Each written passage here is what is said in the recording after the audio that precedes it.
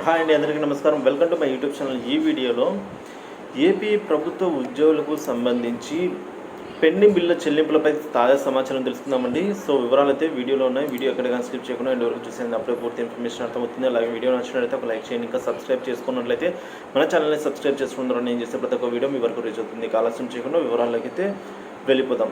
AP ప్రభుత్వ ఉద్యోగ పెన్షన్లకు పెండింగ్ బిల్లులు అయితే చాలా వరకే ఉన్నాయండి, ఇంకా పెండింగ్లోనే ఉన్నాయి. సో అందులో మనకు సంబంధించి ఏప్రిల్ నెల ఆఖరు వరకు పిఎఫ్ పార్ట్ ఫైనల్ లోన్స్, అలాగే ఎస్ఎల్స్ జమ కావడం జరిగింది, ఈఎల్స్ కూడా. సో అయితే ఇప్పుడు కొన్ని ఎస్ఎల్స్ స్టేటస్ కనుక చెక్ చేసినట్లయితే వెయిటింగ్ ఫర్ ఫండ్ క్లియరెన్స్ అని అయితే చూపిస్తూ ఉన్నదండి. సో ఈ బిల్లులు చాలా రోజుల నుంచి ఇదే చూపిస్తూ ఉంది. సో బిల్లులు ఏవి జమ కావడం లేదు. సో బిల్లులో అయితే ఎటువంటి కదలిక లేదు ప్రస్తుతానికి.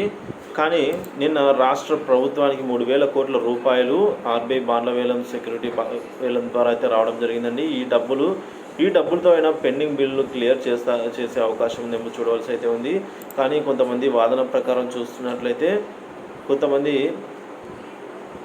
ఎన్నికలు అయిపోతూ ఉన్నాయి కదా, ఇక ఉద్యోగులు కూడా పోస్టల్ బ్యాలెట్స్ కూడా ఆల్మోస్ట్ కంప్లీట్ అయినట్లే, ఇంకా పేమెంట్స్ ఏవి రావు అని కూడా అనక మానడం లేదండి కొందరైతే. సో మరి దీనిపై మీ అభిప్రాయాన్ని కామెంట్లో తెలియజేయండి.